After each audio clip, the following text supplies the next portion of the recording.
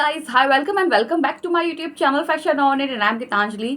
तो आज मैं आपके साथ शेयर करने वाली हूँ अपना थर्ड ट्राइमेस्टर का एक्सपीरियंस और थर्ड ट्राइमेस्टर की स्टोरी एंड अपडेट एंड उसमें जो भी चीज़ें हुई हैं, जो भी चेंजेस हुए हैं, लाइक पहले के अकॉर्डिंग जो चेंजेस हुए हैं वो सब।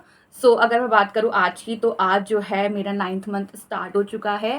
थर्ड ट्राइमेस्टर के 7th और 8th मंथ में जो जो चीज़ें चेंज हुई हैं या जो भी अपडेट हुआ है या जैसा भी कुछ हुआ है वो मैं आपके साथ शेयर करने वाली हूँ, क्योंकि आज 9th मंथ स्टार्ट हो चुका है। एंड 9th मंथ स्टार्ट होने के बाद जो डिलीवरी है उसको पता नहीं 1 हफ्ते बाद भी हो सकती है, 2 हफ्ते बाद भी हो सकती है, 3 हफ्ते बाद भी हो सकती है।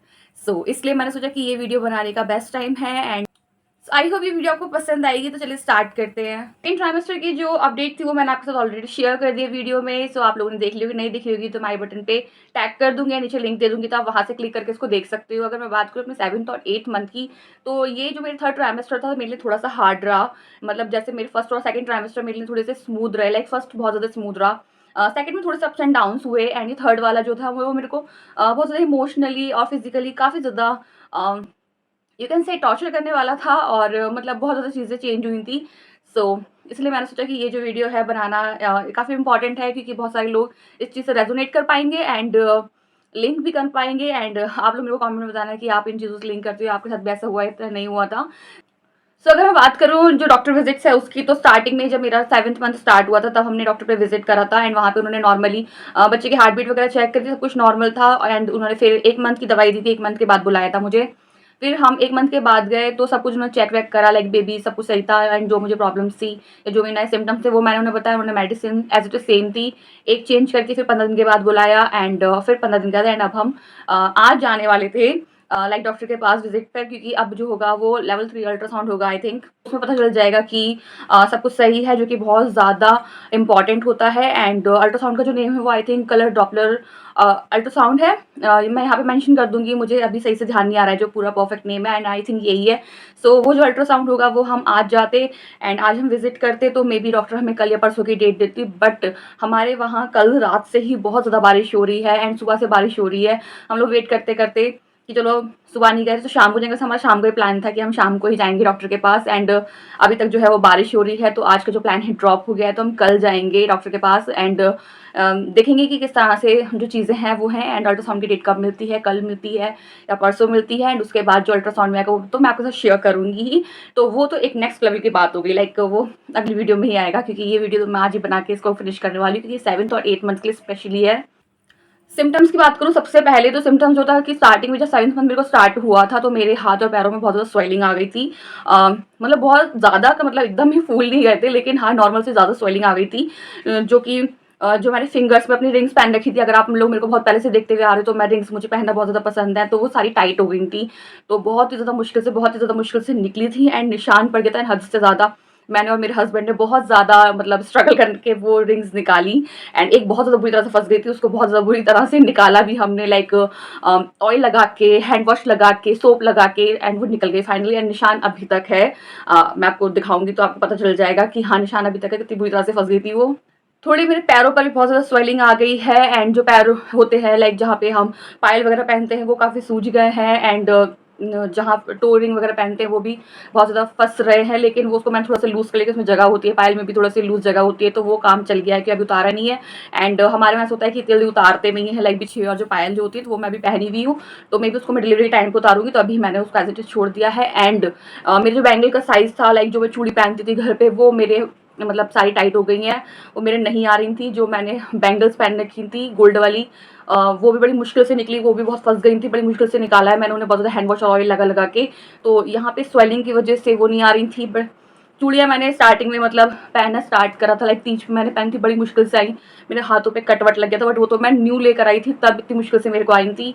एंड और रक्षाबंधन आया था, उसमें मेरी पहले की चूड़ी रखी थी, लाइक प्रेगनेंसी की स्टार्टिंग में ही, आई थिंक 2nd मंथ में मैंने वो सेट परचेस करा था, क्योंकि मेरे देवर की शादी थी तब लिया था। तो मैंने सोचा मैच करा, चलो मैं बैंगल्स पहन लेती, फेस्टिवल पर अच्छा लगता है, लेकिन वो मेरे बिल्कुल भी नहीं आ रही थी। एंड उसके चक्कर में मेरे हाथ में चोट और लग गई थी, कट लग गया था काफ़ी ज़्यादा। अगर तो आपने रक्षाबंधन वाला ब्लॉग देखा होगा तो उसमें आपको पता चल गया होगा कि कितने ज़्यादा गहरा घाव लग गया था वो। तो स्वेलिंग की वजह से हुआ था कि जो बैंगल का साइज़ होता है, फिर मैंने सर्च भी करा कि बैंगल का साइज़ जो होता है आपकी जो रिंग्स होती हैं, टो रिंग्स होती हैं, पायल होती हैं, ये सब जो चीज़ें होती हैं, ये स्वेलिंग की वजह से आपका साइज़ बढ़ जाता है और फिट नहीं होती हैं। तो ये सब बहुत ज़्यादा वैसा सिम्टम था। फेस पे सॉइलिंग भी आपको थोड़ी सी दिख रही होगी, लाइक उतना ज़्यादा ये कोई मोटापा नहीं है उतना, आई थिंक थोड़ा सा स्वेल हो रहा है हल्का सा, पहले से अगर आपने हल्का सा कंपेयर करा होगा, ज़्यादा नहीं है फेस पे, बहुत थोड़ा सा है बट थोड़ा बहुत है। एंड मेरे थाइज़ में इतना ज़्यादा पेन होने लगा है कि ऐसा लगता है कि मेरा जो पेट है वो, उसका जो पूरा वेट है वो मेरे थाइज़ और पैरों पर है, तो मैं बहुत ज़्यादा देर तक खड़ी नहीं हो पा रही हूँ। खाना बनाने के लिए खड़ी होती तो बहुत ज़्यादा रुक रुक के, जो खाना मैं पहले 1 घंटे में बना लेती थी वो मेरा 2 घंटे में बन के रेडी होता है, तो मैं से फिर बैठती हूँ, फिर कुछ करती हूँ, फिर बैठती हूँ, कुछ करती हूँ। पेन हद से ज़्यादा है, और जिस दिन ऑयल मसाज करके नहीं सोऊँ उस दिन, अगले दिन आई डोंट थिंक कि मैं उठ पाऊँ सही से, और रात में भी मुझे पूरी रात नींद नहीं आती है। एंड इसी की वजह से, दर्द की वजह से नींद नहीं आती है, एंड साथ में मेरे पेट में एक साइड में काफ़ी ज़्यादा पेन सा हो रहा है, जिसकी वजह से लेफ्ट लेटरल साइड में लेटना होता है, सोना होता है, जिससे बेबी को ब्लड फ्लो बहुत ज़्यादा अच्छा मिलता है, और उस साइड में लेट नहीं पा रही हूँ क्योंकि वेट की वजह से मुझे वहाँ दर्द हो रहा है, तो मैं राइट साइड होकर लेट रही हूँ, या फिर थोड़ी देर के लिए कभी कभी स्ट्रेट भी हो जाती हूँ मैं। टॉयलेट विजिट मेरी इतनी ज़्यादा बढ़ गई हैं कि 1 से 1.5 घंटे के बाद मेरे को वॉशरूम जाना ही जाना है, एंड उसको मैं कंट्रोल भी नहीं कर सकती। उठ के बैठा नहीं जा रहा है, बैठ के खड़ा नहीं हो जा रहा है, मतलब बहुत ज़्यादा वैसी हालत हो रही है कि अगर मैं बैठ जाऊँ और उसके बाद मुझे उठना है तो बड़ा ही ऐसे-ऐसे करके, लाइक जिस तरह से दिखाते हैं। एंड मैं सोच रही थी कि मतलब क्या प्रेग्नेंट वुमेन इस तरह से करती है, मुझे तो इस तरह से कोई फील नहीं हो रही, लाइक सेकंड ट्राइमेस्टर तक मुझे तो ऐसा कुछ नहीं हो रहा, मैं तो आराम से उठ रही हूँ, बैठ रही हूँ, लेकिन अब जाके पता चला कि हाँ जी, ऐसा भी होता है एंड मेरे साथ हो रहा है ऐसा। सो मुझे पता है कि किस तरह से चीज़ें हो रही हैं। एंड ओल्ड सिम्टम की बात करूँ जो स्टार्टिंग से लेकर अभी तक चला आ रहा है एंड बहुत ज़्यादा इरिटेटिंग है, वो है मेरे bleeding and swelling in gums, जो कि मेरे जो गम्स हैं वो उनमें बहुत ज़्यादा स्वेलिंग हो रही है, ब्लीडिंग हो रही है, बहुत ज़्यादा फूल चुके हैं, जिस तरह से आपको अभी फील भी हो रहा है अगर आप वीडियो में देख रहे होंगे जब मैं बोल रही हूँ तो जो आगे के जो दांत हैं वो आपको अलग से दिख रहे होंगे, तो वो बहुत ही ज़्यादा इरिटेटिंग है, वो सही नहीं हुए हैं। तो जब प्रेगनेंसी ओवर हो जाएगी, लाइक डिलीवरी के बाद, या तो ये खुद ही नॉर्मल हो जाएगा, लाइक जो गम्स की स्वेलिंग है वो खुद चली जाएगी, एंड जो फूले हुए हैं वो अच्छे से श्रिंक होके अपने फिट हो जाएंगे जगह पे, और नहीं तो फिर मुझे उसका ट्रीटमेंट करवाना पड़ेगा। तो वो अभी नहीं, वो मैं आफ्टर डिलीवरी देख रही हूँ, इसलिए मैं बार बार डेंटिस्ट के पास जा भी नहीं रही हूँ क्योंकि कोई फ़ायदा होगा ही नहीं, बस मुझे घूम फिर के वो माउथ वॉश और ऑइंटमेंट वगैरह लगाने के लिए दे देते हैं, एंड उसका डर भी लगता है कि वो अंदर ना चला जाए, इसलिए मैं करती भी उसको कम हूँ। तो एक ये बहुत ज़्यादा बड़ी प्रॉब्लम है, ये ओल्ड सिम्टम पहले से चला जा रहा है, आई थिंक अब इट्स टाइम टू एंड। सबसे ज़्यादा जो बात है कि बहुत ही ज़्यादा इमोशनल हो गई हूँ मैं, मतलब मैं पहले से ही बहुत ज़्यादा इमोशनल हूँ। लाइक अगर मुझे कोई कुछ कह देता है या फिर कोई भी बात अगर पहले की होती है एंड वो कोई मजाक में भी उसको रिकॉल करवा देता है तो मुझे रोना आ जाता है, बट मैं सबके सामने शो नहीं करती हूँ, मतलब अलग में जाके रो लिया, फिर मुँह धोकर आ गए। बट अब इस टाइम पे क्या हो रहा है कि मुझे बिना बात के ही रोना आ रहा है। कोई बात अगर मुझे ध्यान आ जा रही है, अकेले में बैठी हूँ तो मुझे बहुत ज़्यादा रोना आ रहा है, या फिर जैसे कोई मेरे से बात नहीं कर रहा है तो मेरे को रोना आ रहा है, स्पेशली मतलब मेरे हस्बैंड या फिर मम्मी या मेरी सिस्टर, या जैसे अभी कुछ बात नहीं करे, मुझे इंपॉर्टेंस नहीं दे रहे हैं तो मुझे रोना आ रहा है। एंड एक ज़रा सा फॉर एग्जाम्पल की बात है कि रक्षाबंधन पे मेरे भाई और बहन आए थे राखी बंधवाने के लिए, मतलब मेरा भाई आया था एंड मेरी वीडियो सही से नहीं बन पाई थी, जो राखी बंधते वक्त जो वीडियो बनाते हैं, फ़ोटो सही से निकल को पाए थे क्योंकि टाइम की शॉर्टेज हो रही थी एंड मुहूर्त भी इस बार बहुत ज़्यादा लेट था। सो तो मुझे उस बात पे बहुत ज़्यादा रोना आ गया था, मतलब वो बात रोने की थी वैसे, लेकिन उस पर मुझे कुछ ज़्यादा ही मैंने रिएक्ट कर दिया था कि मेरी वीडियो नहीं बनी, मेरे फोटोज़ भी क्लिक नहीं हुए, एंड वो सही में फ़ोटोज़ क्लिक हुए भी नहीं थे। तो आई डोंट थिंक कि उसका पार्ट है हार्मोनल चेंज का, या फिर वो मतलब पहले से ही है मेरे अंदर, तो वो मुझे काफ़ी ज़्यादा फील हुई। एंड इस तरह से जो चीज़ें ना ज़्यादा हो रही है इस मतलब इन 2 मंथ में मेरे साथ, कि मैं काफ़ी ज़्यादा इमोशनल हो गई हूँ, मतलब पहले से हद से ज़्यादा हो गई हूँ। क्रेविंग्स की अगर मैं बात करूँ तो जैसे मैंने आपको फर्स्ट ट्राइमेस्टर की जो वीडियो है, तो मैंने आपको शेयर करा था आपके साथ कि लाइक मेरे को प्रेगनेंसी से पहले मैं मीठा काफ़ी खाती थी, एंड जब मैंने कंसीव करा उसके बाद से मेरा मीठा बिल्कुल बंद हो गया है, एंड मैंने सेकंड ट्राइमेस्टर तक लाइक कोई मीठा वीठा नहीं खाया है। अगर बहुत ज़्यादा नॉर्मल से कुछ खा लिया तो खा लियो, लेकिन 7th मंथ के बीच में आई थिंक सेकंड वीक से मेरे को मीठे की इतनी ज़्यादा क्रेविंग हो रही है, इतनी ज़्यादा क्रेविंग हो रही है कि मतलब मैं बता नहीं सकती। एंड वो जो चीज़ है वो अभी तक चली है, लाइक 8 मंथ के सेकंड और थर्ड वीक तक, कि मैंने हद से ज़्यादा मीठा खाया है। एंड मैं जो मंगवा रही थी वो भी मीठा मंगवा रही थी, एंड मेरे हस्बैंड भी मेरे लिए मीठा लेकर आ रहे थे।